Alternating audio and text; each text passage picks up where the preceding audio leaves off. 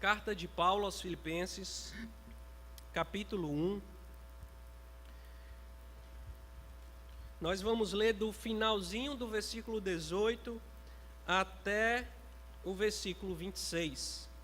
Filipenses, capítulo 1, do finalzinho do versículo 18 até o versículo 26. Diz assim a bendita palavra do nosso Deus: Sim, sempre me regozijarei, porque estou certo de que isto mesmo, pela vossa súplica e pela provisão do Espírito de Jesus Cristo, me redundará em libertação, segundo a minha ardente expectativa e esperança de que em nada serei envergonhado. Antes, com toda a ousadia, como sempre, também agora, será Cristo engrandecido no meu corpo, quer pela vida, quer pela morte. Porquanto, para mim o viver é Cristo e o morrer é lucro. Entretanto, se o viver na carne traz fruto para o meu trabalho, já não sei o que hei de escolher. Ora, de um e outro lado estou constrangido, tendo o desejo de partir e estar com Cristo, o que é incomparavelmente melhor. Mas, por vossa causa, é mais necessário permanecer na carne. E convencido disto, estou certo de que ficarei e permanecerei com todos vós para o vosso progresso e gozo da fé, a fim de que aumente, quanto a mim, o motivo de vos gloriardes em Cristo Jesus, pela minha esperança de novo convosco. Amém. Vamos orar mais uma vez, irmãos. Senhor, a tua palavra foi lida, ó Deus, e que bendita palavra. Que texto, Senhor, que o Senhor nos deixaste, registrado aqui, um texto, ó Deus, que nos dá esperança de vencer até mesmo a morte. Aplica, ó Deus, através da minha vida, esse texto e essas verdades às nossas vidas, Senhor. Nós te rogamos, em nome de Cristo Jesus. Amém. Irmãos, quando eu era apenas um adolescente estudando o ensino médio, eu morava em uma casa alugada lá na cidade onde conheci Maíra, minha esposa. E nessa época meus pais não estavam muito bem financeiramente. Então sempre que a despensa estava secando, nós ficávamos apreensivos, preocupados. Pegávamos o telefone e ligávamos para a mãe dizendo: mãe, a feira está acabando. Que dia a senhora vai mandar o dinheiro, o cheque para a gente abastecer a adição? E então minha mãe dizia: meu filho, não se preocupe, tal dia mamãe vai mandar o cheque, vocês recebem, vão e faz a feira. Aquilo, irmãos, era um renovo de esperança. Aquela boa notícia dava ânimo às nossas vidas, nos deixava menos preocupados e apreensivos, porque havia uma promessa. Havia uma boa notícia de que estaria uma data marcada em que o nosso problema seria resolvido. Aquela ligação não resolvia o problema, não era mágica, a despensa não começava a aparecer as coisas na despensa porque eu liguei para minha mãe, mas nós estávamos esperançosos de que um dia que ela mandasse o cheque, o alimento chegaria e as coisas estariam resolvidas. E a esperança, irmãos, como nesse caso e em tantos outros, ela nos dá alegria, ela renova as nossas forças, ela nos dá um novo ânimo, ela nos dá a convicção de que podemos seguir em frente, afinal, há uma luz no fim do túnel, e nós seguiremos.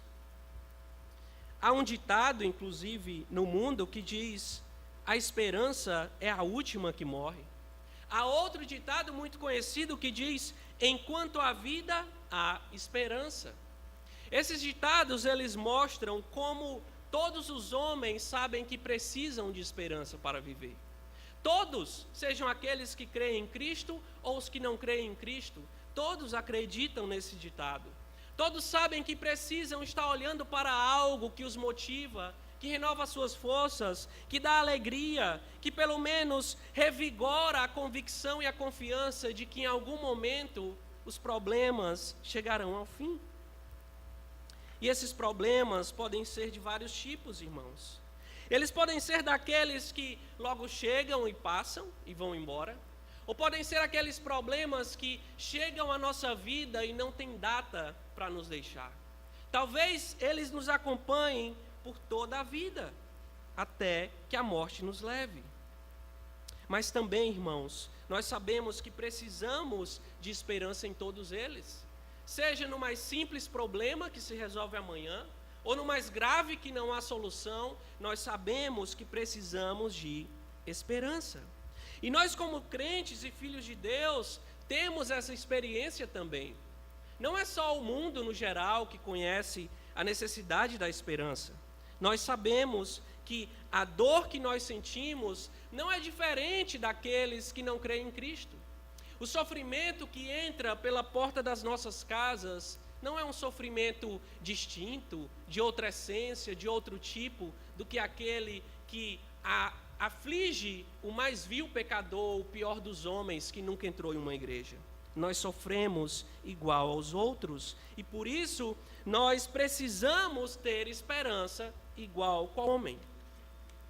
Nesse texto que nós lemos, irmãos, nós vemos a esperança do apóstolo Paulo.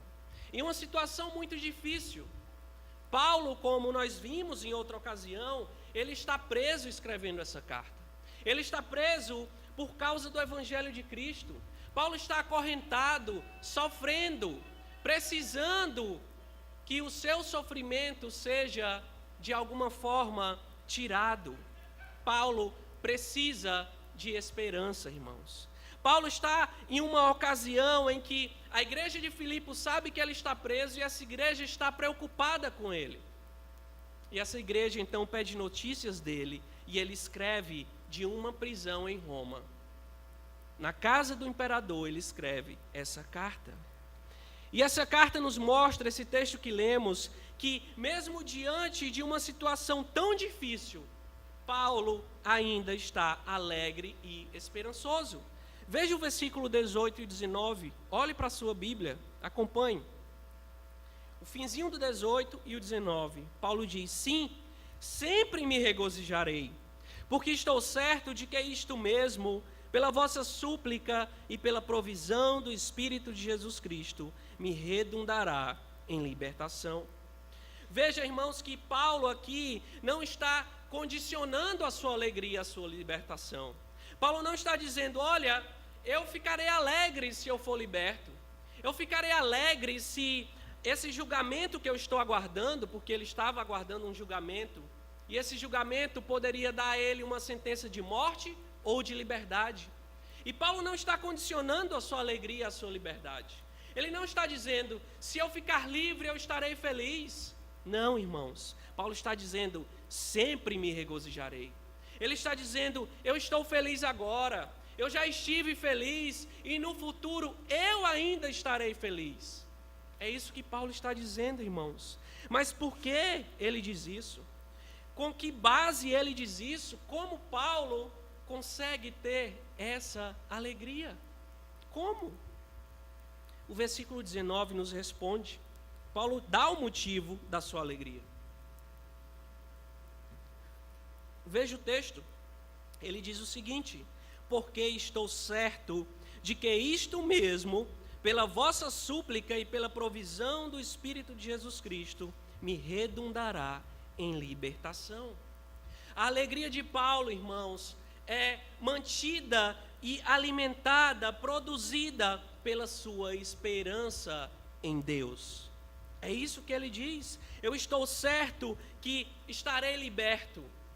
Eu estou certo de que Deus me libertará. Há uma esperança aqui. Ele está otimista. Ele não está fazendo uma profecia, dizendo que Deus, de todas as formas, é algo certo, 100%, que ele será liberto. Mas ele está confiante.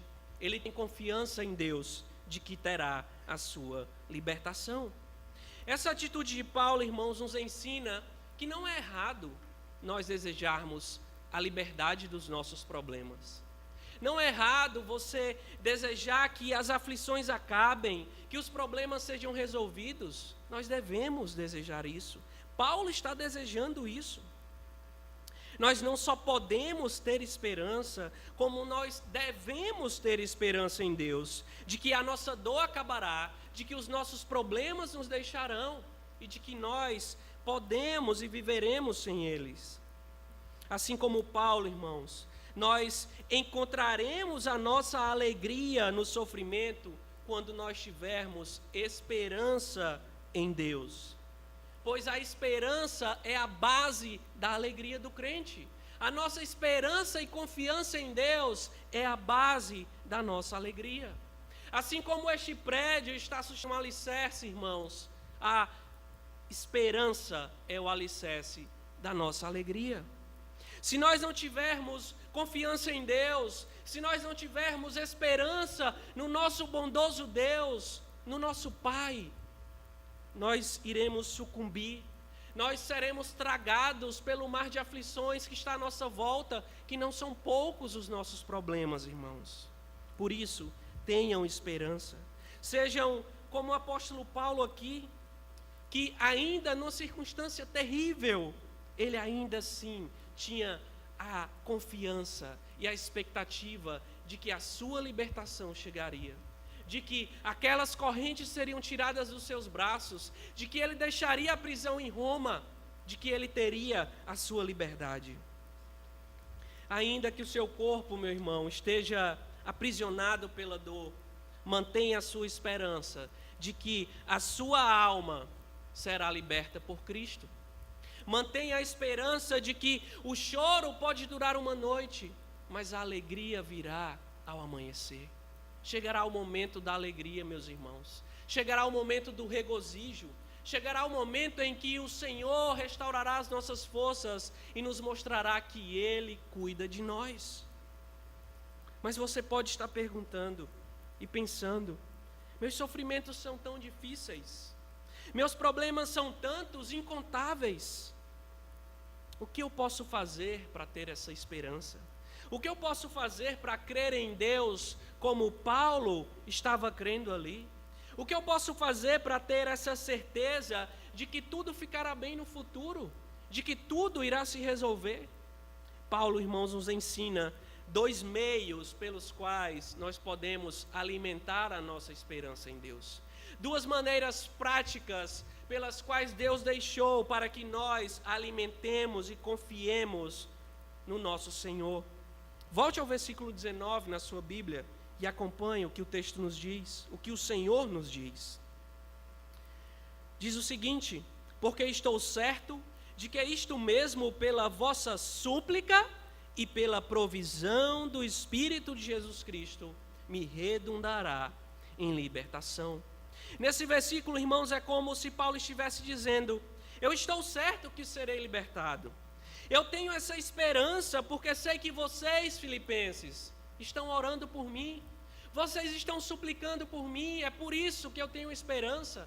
É por isso que a minha esperança está sendo alimentada e que eu sei que eu serei liberto. Porque vocês, a igreja que eu amo, vocês que tanto me amam, vocês estão intercedendo diante de Deus pela minha vida e pela minha libertação.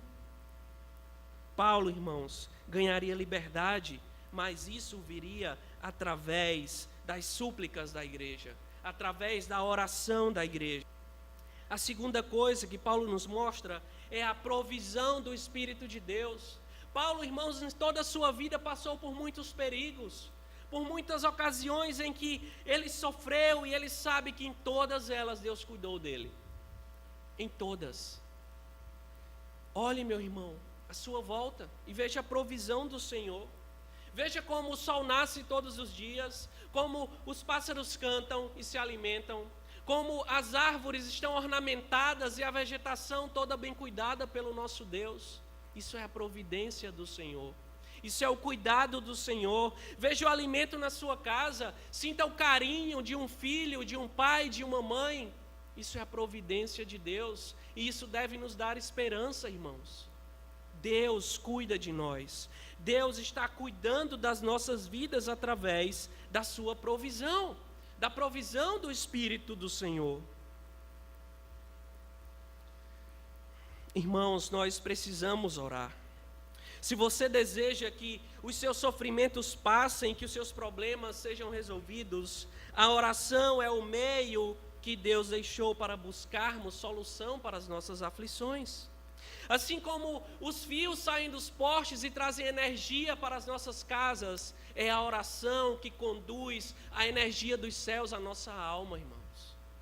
Assim como nós colocamos lenha em uma fogueira, a nossa esperança, ela é renovada pela lenha da oração, que faz com que a chama do nosso ânimo seja reavivada. Por isso, irmãos, orem, não se apartem da oração, não deixem de se curvar diante do Senhor, de depender do Senhor, de buscá-lo em todos os momentos, porque é através da nossa intercessão, da nossa dependência dEle, da nossa oração a Ele, que o Senhor alimenta a nossa alma, que o Senhor renova as nossas forças, que o Senhor nos dá esperança e renova a nossa fé. Para onde você vai, irmão, em meio às suas aflições? A quem você recorre quando o brilho está sumindo, quando a alma está se apagando? Para onde iremos? Meus irmãos, há um conselheiro bendito, o nosso Deus que está nos céus. Ele está de braços estendidos e de ouvidos atentos para nos receber, para nos consolar, para nos ouvir.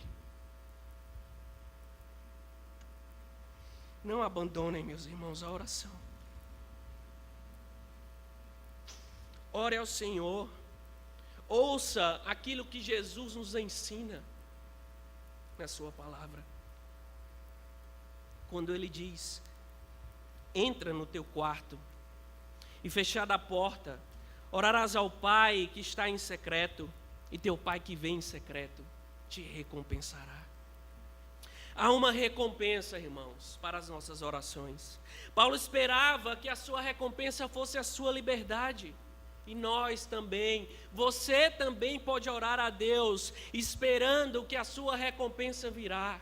Tenha fé que a sua recompensa será dada. Deus nos socorrerá, Deus nos atenderá, pois é por meio da oração, da nossa súplica, que a nossa voz ecoa nos salões dos céus.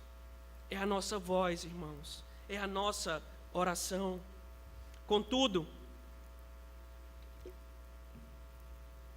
nós não devemos esperar pela resposta de Deus como alguém que chega em um mercado para comprar algo. O céu, irmãos, não é um mercado onde a nossa oração é o dinheiro e a bênção do Senhor é o produto. Nós não devemos nos aproximar de Deus como uma troca vazia de alguém que está sendo servido porque está dando algo em troca. Não é assim que funciona com Deus. É por isso que Paulo não separa a oração da provisão do Senhor. É por isso que Paulo não separa a súplica dos filipenses da provisão do Espírito de Jesus Cristo, porque a oração está unida à vontade de Deus. A oração é o meio através do qual a vontade do Senhor é feita em nossas vidas. Uma vontade boa, perfeita e agradável. Deus nos atenderá sim, mas é em sua provisão, é em sua vontade, é no seu desejo, é quando Ele quer. E Ele quer o nosso bem, irmãos. Como eu disse, olhe em volta. Será que Deus não quer o bem do seu povo? Olhe para a história. Será que Deus não quer o teu bem? Será que Deus não tem te sustentado todos os dias? Não tem te dado vida? Não tem te dado saúde, um trabalho? Essa é a provisão de Deus, e ela vem pela vontade soberana do Senhor. Não porque damos algo em troca, mas vem por graça, mediante Cristo Jesus. Vem de graça como bênçãos derramadas dos céus sem medida sobre as nossas casas e as nossas vidas. É através desses dois meios, irmãos, que nós podemos alimentar a nossa esperança. É através desses dois meios que Paulo tinha a sua esperança de uma liberdade alimentada pelas orações da igreja e pela provisão do Espírito de Jesus Cristo. Nós temos que orar, irmãos, confiando, com fé na provisão do Senhor, orar uns pelos outros, orar pela igreja, orar pelos líderes, nos curvar diante de Deus, porque onde não há oração, não há esperança, e onde não há esperança, não há oração. E se não há oração e não há esperança, também não há Deus. Porque o nosso Deus gera em nós esperança e nos faz nos curvar diante dele para orarmos e suplicarmos com fé que ele nos atenderá e cuidará das nossas vidas. Por isso, irmãos, tenham esperança em nosso Deus. Tenham certeza que o Senhor está nos céus com os seus olhos sobre as nossas vidas. Mas essa certeza não deve ser passageira ou nos servir apenas em algum momento da vida. Essa certeza não é apenas para as circunstâncias fáceis que nós vemos uma solução. Não, irmãos. Essa certeza é para todos os momentos. Os filhos de Deus devem e precisam ter esperança em todas as situações. Não em uma ou outra, mas em todas as situações.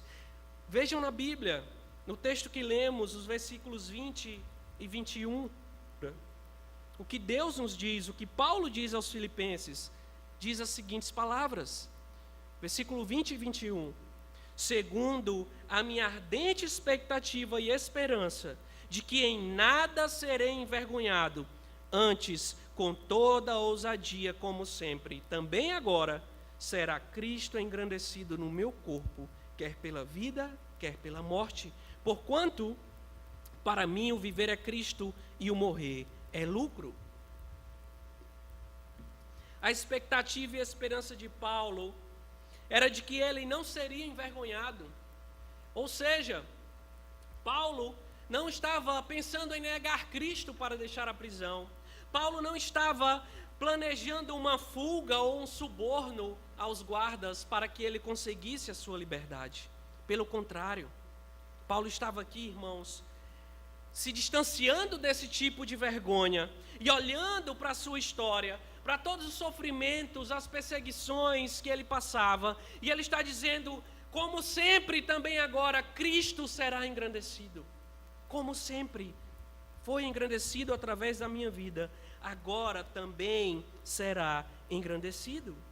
Perceba que Paulo não está olhando também apenas para a possibilidade de receber a liberdade. Paulo está olhando para duas opções aqui: ou ser livre e Cristo ser engrandecido através da sua vida, ou que a sua sentença que ele aguarda seja a morte. E assim ele diz, Cristo será engrandecido pela morte, quer pela vida, quer pela morte. Paulo tem duas situações em mente, irmãos, quando está suplicando e esperando a sua liberdade. Ele sabia que a morte era o caminho que o levaria até Cristo. E sua certeza a esse respeito, irmãos, era tão grande que ele estava enfrentando uma luta dentro de si. Havia uma luta dentro do coração de Paulo. Paulo tinha tanta fé em Deus. Paulo sabia tanto que mesmo com sua morte, ele estaria liberto de alguma maneira, que ele está em uma luta dentro de si. Veja o versículo 22 e o 23. Ele diz o seguinte: entretanto, se o viver na carne traz fruto para o meu trabalho... Só um minuto, irmãos, que está um pouco apagado aqui. Versículo 22 e 23. Entretanto, se o viver na carne traz fruto para o meu trabalho, já não sei o que hei de escolher. Ora, de um e outro lado estou constrangido, tendo desejo de partir e estar com Cristo, o que é incomparavelmente melhor. Paulo, irmãos, está em conflito.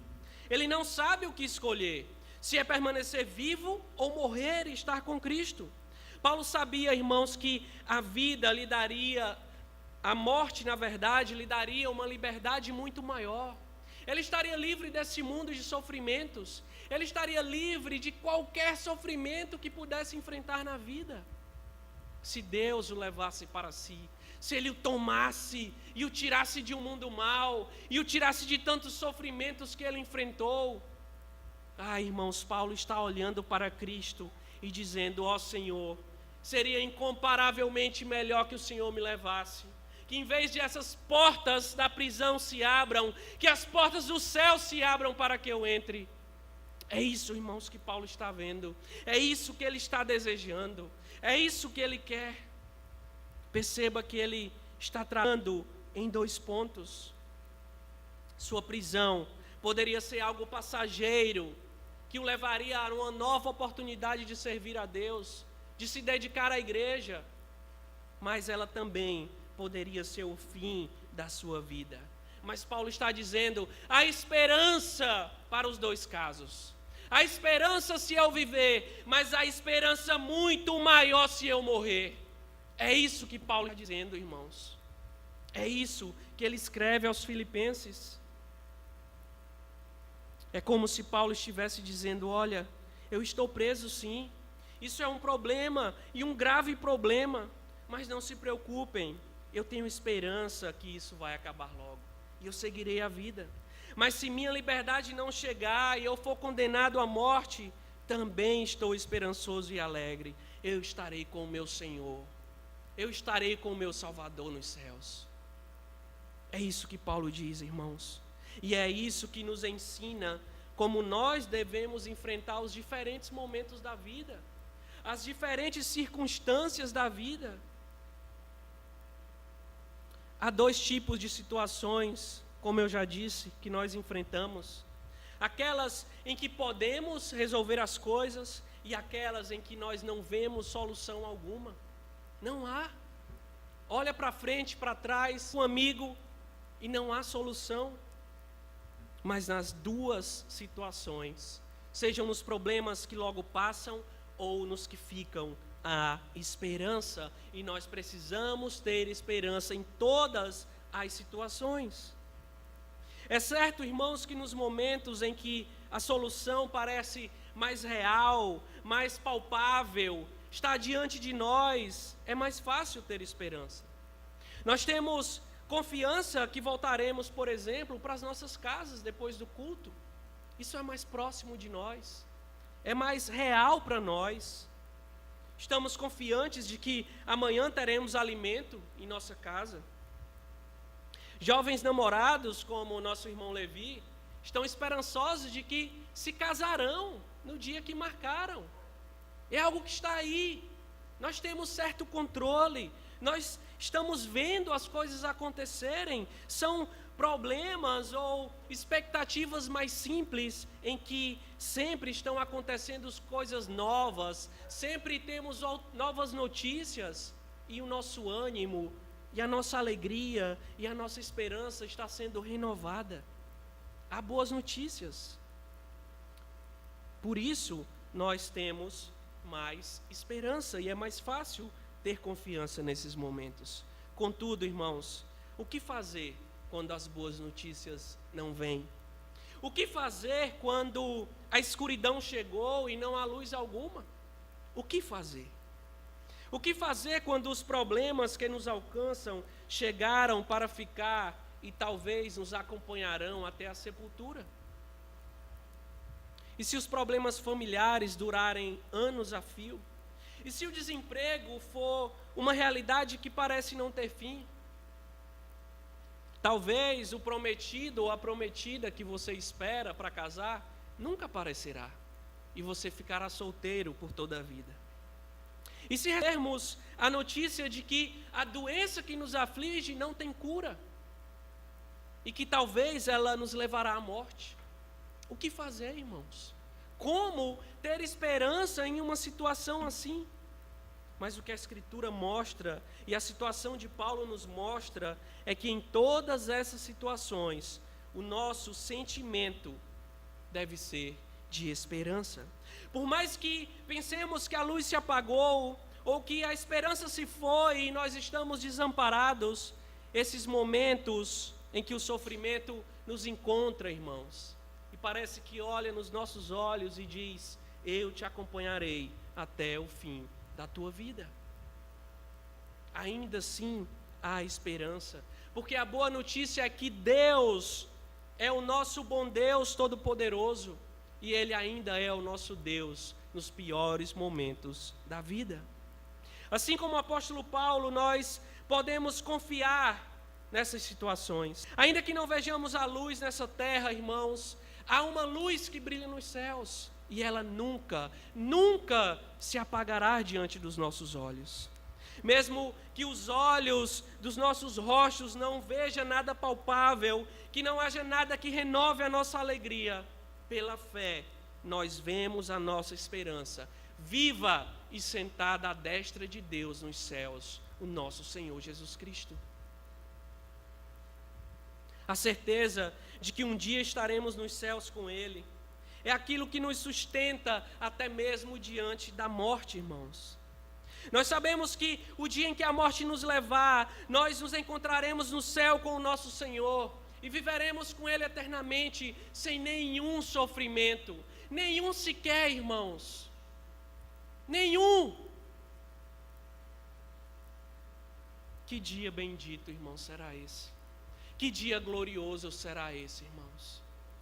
Em que o nosso Senhor nos tomará para si, em que não haverá nada que nos acompanhe, a não ser o Espírito Santo de Deus, transformando o nosso corpo para que sejamos perfeitos, como Cristo foi perfeito. Nós, como crentes, podemos olhar para esses sofrimentos que querem nos acompanhar toda a vida e dizer a eles: chegará o dia em que tu não me acompanharás mais. Chegará o dia em que eu estarei diante de uma porta pela qual tu não poderás entrar. Nós podemos dizer isso aos nossos sofrimentos, porque quando passarmos a porta dos céus, irmãos, a nossa única companhia e os nossos únicos amigos serão uma paz e uma alegria perfeita por toda a eternidade. Tenhamos fé nisso, irmãos. Tenhamos esperança em todas as situações, até mesmo diante da morte. Diferente do mundo, nós não precisamos das coisas terrenas para termos esperança. Enquanto o mundo diz que a esperança é a última que morre, nós podemos dizer que nossa esperança morreu um dia, mas hoje ela vive eternamente à direita de Deus. Ainda que o mundo diga, irmãos, que enquanto há vida, há esperança, nós podemos dizer com confiança que mesmo na morte há esperança. A morte foi tragada, foi vencida pelo nosso Senhor e Salvador. Portanto, nós podemos sim ter esperança em todas as situações. E como já dissemos, nós devemos ter confiança. Confiança de dias melhores. Desejar sim permanecer vivos nesse mundo, livre de problemas que nos aprisionam. Mas quando isso não for possível, irmãos, nós descansaremos na verdade de que maior do que a nossa libertação neste mundo será a nossa libertação deste mundo. Será a nossa libertação para os céus, onde nós estaremos livres das amarras que nos prendem nesta terra. Contudo, essa esperança, ela não pode ser egoísta. Nós não podemos pensar apenas em nós mesmos, pensar apenas em deixar de lado os meus sofrimentos porque eu quero ter uma paz tranquila neste mundo. Nós não podemos pensar apenas em nosso bem-estar enquanto esquecemos a vida do próximo, a vida do nosso irmão ou até mesmo a glória do nosso Deus. Como Paulo nos diz no versículo 20, irmãos, o objetivo dele era engrandecer o nome de Cristo. Veja o versículo 20. Paulo diz: segundo a minha ardente expectativa e esperança, de que em nada serei envergonhado, antes, com toda ousadia, como sempre, também agora, será Cristo engrandecido no meu corpo. O objetivo do apóstolo Paulo era engrandecer Cristo nos céus. Mas se ele conseguisse a sua liberdade aqui, ele investiria toda a sua vida, como sempre, em glorificar a Cristo, cuidando do seu povo, cuidando da igreja. Veja a última parte do texto, do versículo 24 até o versículo 26, o que a palavra do Senhor nos diz. Paulo diz: mas por vossa causa é mais necessário permanecer na carne. E convencido disto, estou certo de que ficarei e permanecerei com todos vós para o vosso progresso e gozo da fé, a fim de que aumente quanto a mim o motivo de vos gloriardes em Cristo Jesus, pela minha presença de novo convosco. Veja, irmãos, que no versículo 24, essa palavra necessário, ela significa uma necessidade que é imposta pelo dever, pela obrigação. Paulo sabia, irmãos, ele sabia que Deus o tinha chamado para cumprir uma missão, e essa missão era desgastar a sua vida pelo bem do Evangelho, era desgastar a sua vida pelo bem da igreja, pelo bem da glória do Senhor Jesus Cristo, era engrandecer Cristo e também promover o Evangelho para que a igreja do Senhor pudesse ser cada dia mais também gloriosa e tivesse uma fé e um gozo celestial, uma alegria celestial. Essa era a missão de Paulo. E Paulo está tão consciente dessa missão, de que ele tem que cumprir essa missão, que ele resolve o seu conflito. Paulo resolve o conflito que há no seu coração entre a vida e a morte. Ele sabe que o melhor está com Cristo, sim. Ele sabe que ele subiria aos céus glorificando ao Senhor de uma forma perfeita, de uma maneira que ele não poderia fazer aqui na terra. Ele faria isso, irmãos. Mas Paulo resolve o seu conflito devido ao seu compromisso e à necessidade do seu dever e o seu amor à igreja. E ele diz: estou certo de que eu ficarei e permanecerei convosco.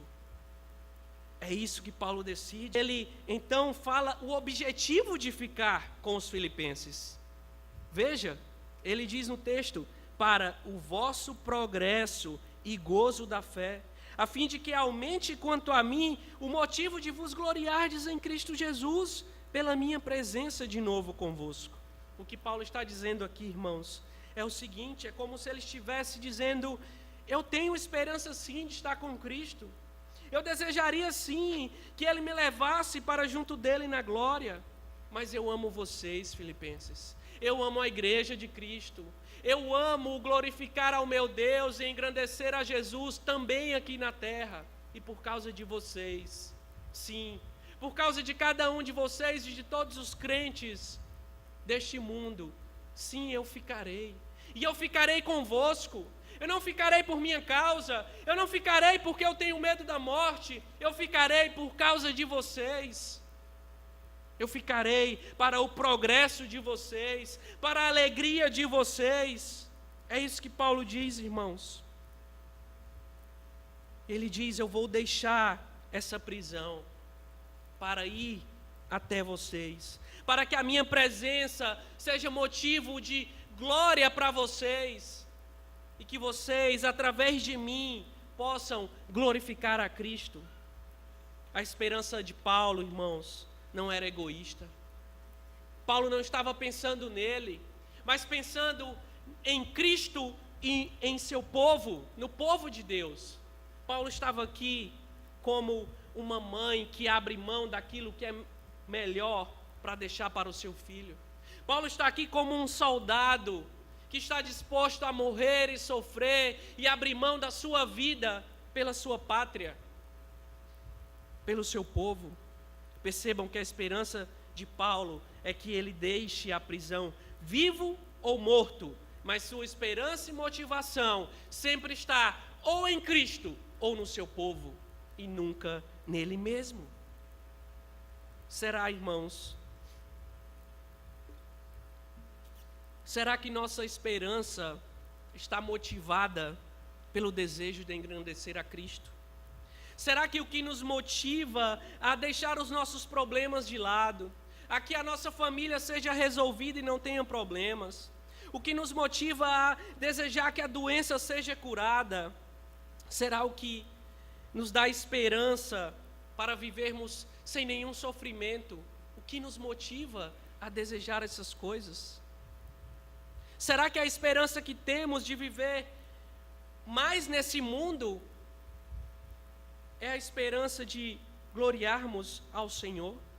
Eu temo, irmãos, que em muitos momentos a nossa esperança de nos livrar dos problemas, de realizar os nossos sonhos, não é porque queremos engrandecer a Cristo, e não é porque nós queremos amar a igreja, mas porque amamos demais este mundo. Nós não queremos sair dele. Nós queremos fazer esse mundo algo tão bom, que é aqui que queremos viver. Às vezes é isso que motiva, que move a nossa esperança. Às vezes o nosso desejo de nos livrar de tudo que nos aflige é o desejo de não só nos livrarmos das nossas aflições, mas talvez o nosso coração mau esteja querendo se livrar até mesmo de Deus. Irmãos, a melhor coisa que possamos ter nesse mundo, a maior paz que esse mundo possa nos dar, ainda assim, é uma paz maldita. Porque nós não pertencemos a este mundo. Nós somos cidadãos dos céus. Não é aqui que temos que construir uma pátria. Não é aqui, não é esse mundo que tirará os sofrimentos da nossa vida, não. É uma luta vã se tentarmos dia após dia tirar os nossos sofrimentos com uma esperança egoísta de que viveremos nesse mundo e fincaremos raízes aqui e moraremos eternamente aqui. Porque não será aqui, irmãos. Morte, alguns dizem, não me fale de morte, não quero saber de morte. A morte, irmãos, é a porta para o céu, é o último sofrimento, é a última agulhada deste mundo em nossas vidas, para nos levar ao nosso Senhor e Salvador. Esse sentimento que temos, às vezes, de uma esperança egoísta, de deixar as coisas apenas para viver aqui de uma forma melhor e mais confortável, sem pensar na igreja e sem pensar em Deus, isso não é a esperança bíblica, isso não é a esperança do crente, isso é a esperança do mundo, de quem não vê os céus, mas de quem tem os olhos na terra. Como filhos de Deus, nós não devemos ter esse tipo de motivação, mas precisamos de uma motivação celestial. Devemos saber que nossa confiança não deve estar separada de Cristo. Cristo é a nossa esperança. Nossa motivação também deve ser, irmãos, para o bem da igreja. Não só para a glória de Cristo, mas para o bem da igreja, como Paulo está dizendo aqui. Nós não podemos ser como aquela famosa história do irmão que todos os dias estava na igreja e não faltava um culto, e tinha um sonho de ter um carro, e no dia que ganhou o carro, não apareceu mais na igreja, porque todo domingo estava na praia com sua família. A motivação desse irmão não era a igreja e Cristo,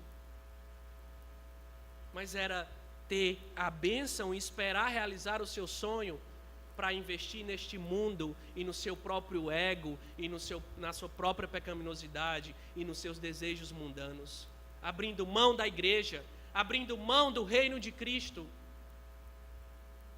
ao realizar o seu sonho, ao encontrar aquilo que ele tinha esperança. Essa não é a esperança bíblica. Por que, irmãos, desejamos um emprego? Ou por que torcemos para que nosso salário aumente? Qual a motivação que nos leva a fazer isso? É apenas um desejo de ter mais recursos, de ter mais conforto? Ou nós estamos olhando a obra de Cristo e vendo, Senhor, como a tua obra está precisando, como a tua casa está necessitada, dá-me recursos, ó Deus, provê o meu trabalho para que eu invista em tua obra, para que eu oferte, para que eu dizime, para que eu ajude o meu irmão necessitado que tanto padece. Ó Senhor, se eu tivesse recursos, ó Pai, dá-me recursos. É essa a sua oração? É essa a sua motivação? Ou você quer apenas dinheiro e o seu coração está morando mamon e a esperança mundana maldita e não a esperança de Deus? Qual a motivação que nos leva a confiar, a sonhar, a esperar um futuro melhor? Qual motivação? Talvez você queira ter um maior conhecimento da Bíblia. Será ótimo. Será excelente manusear a Escritura, ver os tesouros de Deus, ver o que Deus deixou para a sua igreja. Mas qual a motivação? É edificar o irmão? É atender as almas que clamam, as almas que choram? Ou é tão somente manifestar o ego mundano e querer aplausos dos homens? Seja qual for, irmãos, a situação. Imagine pais que querem filhos obedientes. Por quê? Querem educar os seus filhos, querem ter os filhos nos caminhos de Cristo. Que ótimo, que bênção, faça isso. Mas qual a motivação? É ver mesmo os seus filhos se desenvolverem na fé? É vê-los caminhar com Cristo? Ou é apenas pensando na vergonha que você passa quando seu filho tem um mau comportamento? Qual a motivação? Seja qual for a situação, seja qual for o seu problema ou sofrimento, seja qual for o seu sonho, se você busca uma solução, você precisa ter esperança em Deus. Uma esperança que estará presente em todas as situações e uma esperança que tem a motivação certa, que é alimentado pelo desejo certo. Se sua esperança em Deus tem minguado, meu irmão, se há momentos tão difíceis, problemas tão difíceis, que sua esperança parece que desapareceu, peça perdão ao Senhor, porque isso é fruto da nossa incredulidade, dos nossos sofrimentos, sim, mas também da nossa incredulidade. Peça perdão a Deus, arrependa-se, e o Senhor te perdoará. Achegue-se ao Senhor, rogue a Ele: Senhor, perdoa-me porque eu tenho motivações erradas, porque quando eu sonho, porque quando eu quero me livrar dos meus problemas, eu não estou pensando em Tua glória, eu não estou pensando no meu irmão, mas eu estou pensando apenas neste mundo, em viver mais neste mundo, em amar mais este mundo. Peça perdão ao Senhor, meu irmão. Peça perdão com confiança em Cristo, e Ele te perdoará e te levará pelo caminho certo, porque Ele, como nenhum outro homem em toda a terra, Ele sim teve esperança, e Ele é a esperança. O nosso Senhor Jesus deixou os céus e veio a este mundo morrer pelo meu e o seu pecado. Jesus veio enfrentar o pior de todos os sofrimentos e o maior de todos os inimigos. Foi Jesus que veio, e Ele veio por causa do meu e o seu pecado. Os cravos que entraram em suas mãos, a coroa de espinho que furou a sua cabeça, eram os seus pecados e os meus pecados. Nós causamos a morte de Cristo naquela cruz. As mãos que seguravam o martelo eram as suas mãos e as minhas mãos.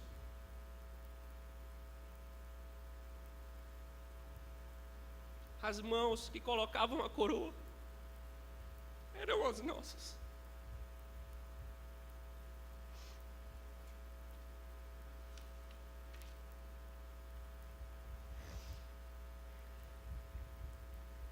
Mas Cristo ainda assim manteve a motivação correta. Ele não pensou nele.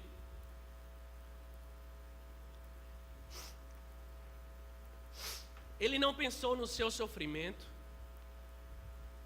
Ele não pensou na sua dor. Mas Ele pensou em nós.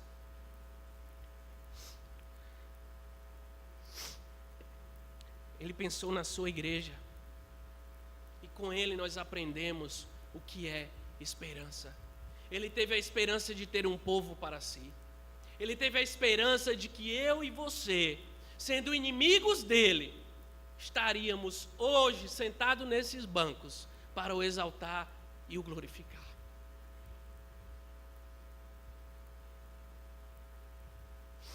Nós somos frutos, irmãos, da esperança de Cristo e por isso podemos ter a nossa esperança nele. Eu sei que os seus problemas, eles podem ser bem maiores do que um adolescente que tinha a dispensa seca quando fazia o ensino médio. Mas seja qual for o tamanho dos seus problemas, Cristo é a sua esperança.